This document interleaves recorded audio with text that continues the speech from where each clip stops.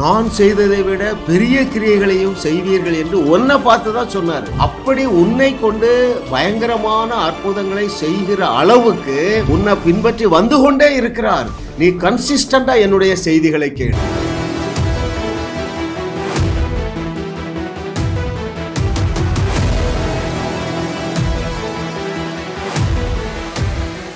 கர்த்தரை தெய்வமாக கொண்ட நாம் பாக்கியவான்கள். ஏன் தெரியுமா? அவர் உன்னை குறித்து சொன்னதை செய்யும் அளவும் உன் பின்னால தான் வந்துட்டே இருக்கிறார். ஹல்லேலூயா. 132வது செய்தி, சொன்னதை செய்யும் அளவும். யோசுவாட்ட சொல்றாருப்பா, நீ இப்படியெல்லாம் நீ செய்ய போகிறா, இப்படி செய்ய போகிறாய் என்று நான் உனக்கு சொல்லுகிறேன் அல்லவா, இதை நீ நிறைவேற்று வரைக்கும் உன் கூட தான் இருப்பேங்கிறார். இன்னைக்கு தலைப்பு என்ன? சொன்னதை செய்யும் அளவு. until it is fulfilled. உன்னை பார்த்து என்ன சொன்னாரு? நான் செய்ததை விட மிகப்பெரிய கிரியைகளை செய்வாய். எத்தனை பேர் சந்தோஷமா இருக்கிறீங்க? ஹல்லேலூயா, ஆமென். டிஜிஎஸ் அவர்கள் கடந்த நூற்றாண்டுல கலக்குனாங்க. லட்சக்கணக்கான அற்புதங்களை தேவன் அவர் மூலமாய் செய்தாரு. பெரிய கோடீஸ்வரன் ஆனாரு. ஒரு பெரிய யூனிவர்சிட்டியே கட்டிட்டாரு. ஆமென். இதை கேட்டுக்கொண்டிருக்கிற அநேக டீச்சர்ஸ், தேவன் உங்களிடத்தில் சொல்லுகிற காரியம், மகனே மகளே, நீ கன்சிஸ்டண்ட்டாக என்னுடைய செய்திகளை கேளு, உனக்கு தேவன் ஒரு யூனிவர்சிட்டியை தர ரெடியாக இருக்கார். அல்லேலூயா. யோசுவாவுடைய சரித்திரத்திலிருந்து இதை நாம் கற்றுக்கொள்வோமா? நீங்கள் சற்று கவனமாக இருந்தால் தேவன் தம் பிள்ளைகள் ஒவ்வொருவருக்கும் சொல்லியுள்ள அத்தனை வாக்கு தத்தங்களையும் அவரே உங்களுக்கு இழுத்து கொண்டு தந்துடுவார். ஏன்னா ஒரே ஒரு கண்டிஷன் என்ன சொன்னேன்? சற்று கவனமாக இருக்கணும். ஒரு சேலஞ்சு வந்தது, ஒரு பிரச்சனை வர்ற மாதிரி இருக்குன்னா ஓடிடக்கூடாது, ட்ராக்கை விட்டு இறங்கிடக்கூடாது. ஆமென். ஹல்லேலூயா.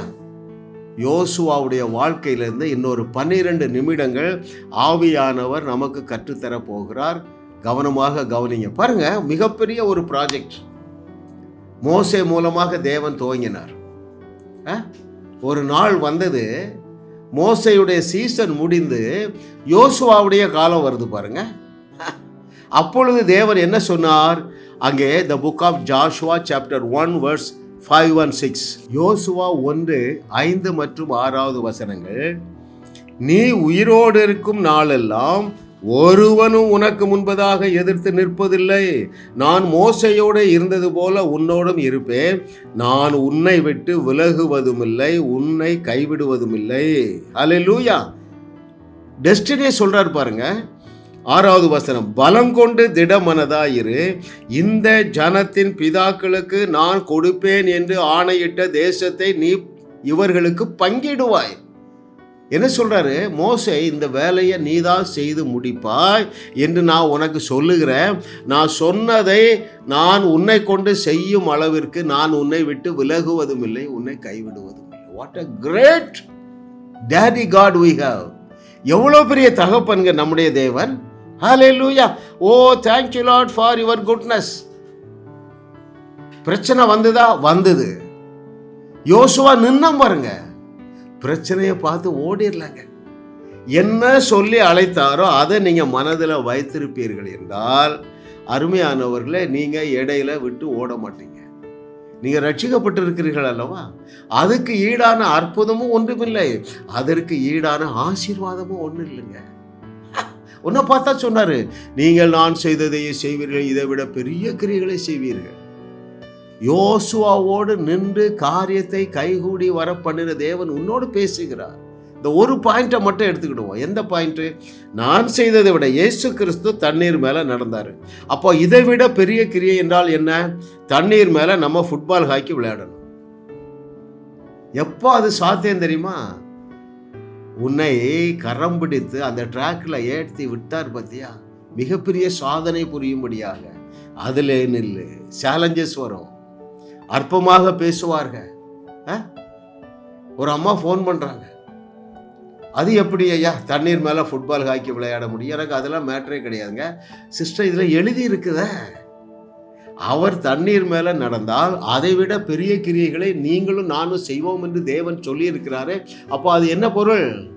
தண்ணீரின் மேலே அவர் நடந்தார் ஐயா, ஃபுட்பால் ஹாக்கி நீ விளையாடுவாய். அவர் தானங்க சொன்னார், நான் செய்ததை விட பெரிய கிரியை. ஹல்லேலூயா. உன்னை தேவன் என்று சொன்னது அவர் தானே. ஐயா, அவர் சொன்னா நான் பயப்படவே மாட்டாங்க. உன்னை தேவன் என்று இயேசு சொன்னாரே. இதை கேட்டுக்கொண்டிருக்கிற தெய்வ மகனே, தெய்வ மகளே, உன்னை தேவன் என்று இயேசு சொன்னாரே. அவர் சொன்ன வார்த்தை ஒன்றும் தவறிடாதே. இயேசு செய்த கிரியைகளை நீயும் செய்வாய், அதை விட பெரிய கிரியை நாளும் செய்வாய். இயேசு கிறிஸ்து சொல்லிட்டான்னா போதுப்பா. அல்லேலூயா. ஓ தேங்க்யூ லார்ட். இதை யோசுவாவால் ஏற்றுக்கொண்டு எல்லா சேலஞ்சஸ் மத்தியிலும் அந்த சூழ்நிலையை பார்த்து பயப்படாமல் நின்றால், பழைய ஏற்பாட்டிலங்க நீயும் நானும் புதிய ஏற்பாட்டின் கீழ் வாழுகிறோம். நமக்கு இயேசு கிறிஸ்துங்கிற ஒரு நாமம் இருக்கு. யோசுவாவுக்கு அந்த நாமம் கிடையாதுங்க. அவனே அந்த போடுறான். எந்த ரிசல்ட்டை வாசிக்கட்டுமா? எப்படி தேவன் சொன்னதை யோசுவா மூலமா செய்து முடிச்சிட்டார் என்கிற வாசிக்கட்டுமா? அங்கே யோசுவா 21வது அதிகாரம் 45வது வசனத்திலே அவனுடைய கடைசி காலத்தில் அவன் என்ன சர்டிஃபை பண்ணுகிறான் பாருங்கள். ஜாஷுவா 21:45. கர்த்தர் இஸ்ரவேல் குடும்பத்தாருக்கு சொல்ல இருந்த நல்வார்த்தைகளில் எல்லாம் ஒரு வார்த்தையும் தவறி போகவில்லை, எல்லாம் நிறைவேறிற்று. இன்னைக்கு என்ன தலைப்பு? சொன்னதை செய்யும் அளவும் உங்களை விடவே மாட்டாருப்பா. யோசுவா மாதிரி நிற்கணும். It is possible, it's possible. நான் நிற்கிறேங்க. நான் அந்த பாட்டை கேட்டுட்டு ஒரு அம்மா தான் அப்படி சொன்னாங்க, என்ன பிரதர் தண்ணி மேலே ஃபுட்பால் காய்க்கி விளையாடிடலாம். ஆமாம், எப்படி எழுதியிருக்கு, என்ன பார்த்தா சொன்னார். அல்லேலூயா. எத்தனை பேர் கிண்டல் பண்ணியிருப்பாங்க யோசுவாவை. டேய், அங்கே கல்லறை தோட்டம் இல்லையாடா, இங்கே கொண்டு தான் நாங்கள் சொன்னவர் யாருன்னு அறிந்திருந்தாங்க. ஹல்லேலூயா, ஹல்லேலூயா, ஹல்லேலூயா. கர்த்தரை தெய்வமாக கொண்ட நாம் பாக்கியவான்கள் அருமையானவர்களே. ஓ தேங்க்யூ மாஸ்டர். யோசுவாவிடத்திலிருந்து சில காரியங்களை கற்றுக்கொள்ள போகிறோமா? யோசுவாவிடத்திலிருந்து சில காரியங்களை நாம் கற்றுக்கொள்ள போகிறோம் பாருங்க. முதலாவது, யோசுவா விசுவாச பேச்சு பேச கவனமாக இருந்தான். ரெண்டாவது, விசுவாசத்தில் பைத்தியமாய் தோன்றுகிற சில கிரியையை செய்தான். விசுவாச பேச்சு, விசுவாச இந்த ரெண்டுமே பைத்தியமாக தான் தெரியும். சரிங்களா? அவனுக்கு என்ன சவால் வருது? யோர்தான் குறுக்க வருது. ஆண்டவர் என்ன சொல்லி அழைக்கிறார்? எப்பா, இதெல்லாம் கடந்து பாலும் தேனும் ஓடுகிற நலமும் விசாலமான தேசத்துக்கு நீ இவர்களை எல்லாம் கூட்டி கொண்டு போவாய், நீ தான் இவங்களுக்கு முளம் போட்டு அளந்து கொடுப்பாங்கிறாரு. அது உள்ள சிங்க் ஆயிற்று. எனக்கு என்னது சிங்க் ஆயிற்று தெரியுமா? நான் செய்ததை விட பெரிய கிரியைகளை செய்வீர்கள் என்று சொன்னதை எனக்குன்னு எடுத்துக்கொண்டேன். வெளிப்பாடு தந்து கொண்டே இருக்கிறார் அருமையானவர்களே. லாசருவின் கல்லறையை காலி செய்தார், கல்லறை தோட்டத்தை நீ ஆமாங்க, அவர் தானே சொன்னார், நான் என்ன செஞ்சேன்? கல்லறையை காலி செஞ்சேன். அப்போ நீ என்ன செய்வா? கல்லறை தோட்டத்தையே காலி செய்வா. ஹல்லேலூயா. நான் யோசுவா கூட சேர்ந்துட்டேங்க. சீக்கிரத்தில் அகில உலகத்திலும் உள்ள அத்தனை டெலிவிஷன்லையும் வருவேங்க. இப்படி ஒருத்தர் இருக்கிறாருங்க சென்னையில். அவர் பேசுனா கல்லறை தோட்டம் காலி ஆயிருதுங்க. அப்படித்தானுங்க வந்தாங்க. இயேசு கிறிஸ்து சிலுவையிலே இதே போன்ற ஒரு நாளில் தன்னுடைய தலையை சாய்த்து, பிதாவே என்னுடைய ஆவியை ஒப்பு கொடுக்கிறேன் என்று சொன்ன பொழுது என்ன நடந்தது தெரியுமா? எருசலேம் வீதியில் அதுக்கு முன்பதாக இறந்த அநேகருடைய கல்லறை காலியாகி அந்த எருசலேம் பட்டணத்தில் அநேக பரிசுத்தவான்கள் நடந்தாருன்னு எழுதியிருக்குங்க. எழுதி இருந்தால் போடுங்க, நான் பயப்படவே மாட்டேன். நீங்களும் என்னோடு இணைந்து கொள்ளுங்கள் அருமையானவர்களே. 2000 ஆண்டுகளுக்கு முன்பதாக இப்பொழுது இருக்கிற பாப்புலேஷன் இருந்திருக்காது. 10%. இப்போ 800 கோடி, அப்போ 80 கோடி தான் இருந்திருக்கும்.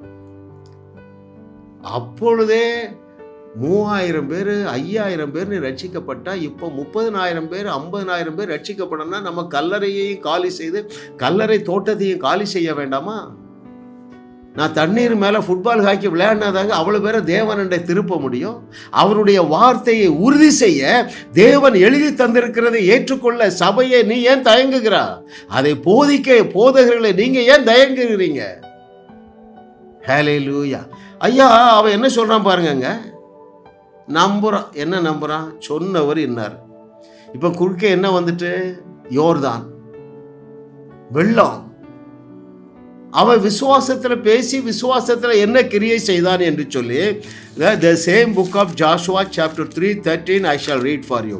யோசுவா 3வது அதிகாரம் 13வது வசனத்திலே சம்பவிப்பது என்னவென்றால், சர்வ பூமிக்கும் ஆண்டவராகிய கர்த்தரின் பெட்டியை சுமக்கிற ஆசாரியர்களின் உள்ளங்கால்கள் யோர்தானின் தண்ணீரிலே பட்ட மாத்திரத்திலே மேலே இருந்து ஓடி வருகிற யோர்தானின் தண்ணீர் ஓடாமல் ஒரு குவியலாக நிற்கும் என்று சொன்னான்.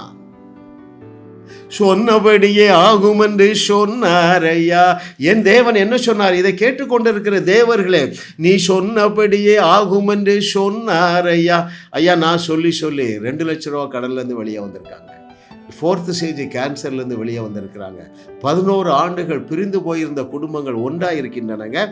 ஐயா, என்னுடைய நாவல இருக்கிற பவர் உங்கள் நாவல இருக்கு.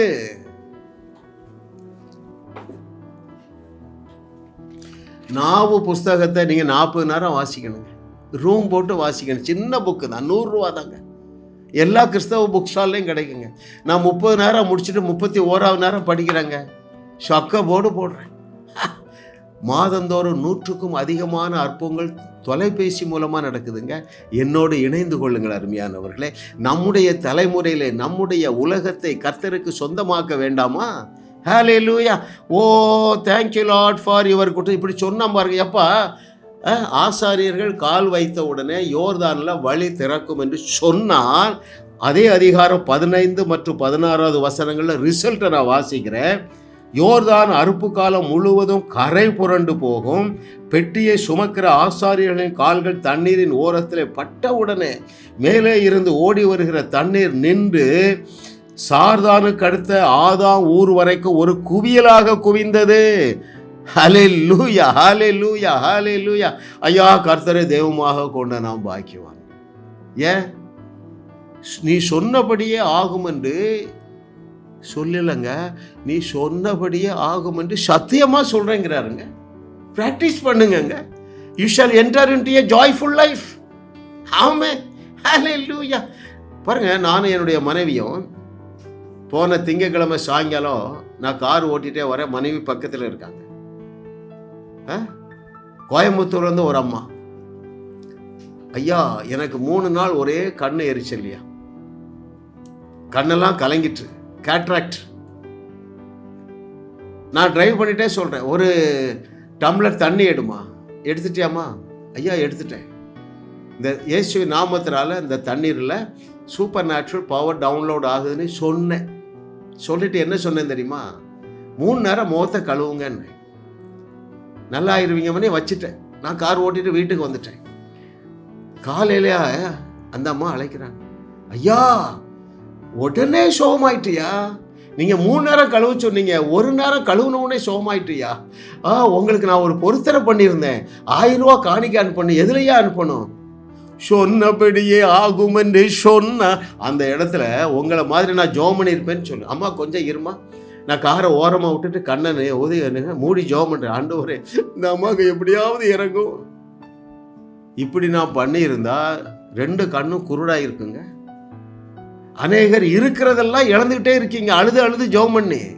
இன்னைக்கு மனம் திரும்புகிற நாள். யோசுவாவோடு சேர்ந்து கொள்ளுங்கள் அருமையானவர்களே. ஹல்லேலூயா. ஐயா, எரிகோ மதில் வருதுங்க, அதுக்கும் அற்புத தீர்வு தான். இருட்டாயிற்று, வெளிச்சம் வேணும், அதற்கும் அற்புத தீர்வு தானே. உங்களுக்கும் எனக்கும் என்ன சொல்லியுள்ளார்? நான் செய்ததை விட மிகப்பெரிய அற்புதங்களை செய்வீர்கள் என்று சொன்னாரே. கல்லறை தோட்டத்தை பார்த்து பேச மாட்டீர்களா? ஜாஸ் மினிஸ்ட்ரி செய்திகள் மூலமாக நீங்கள் ஆசீர்வதிக்கப்பட்டிருக்கிறீர்கள்.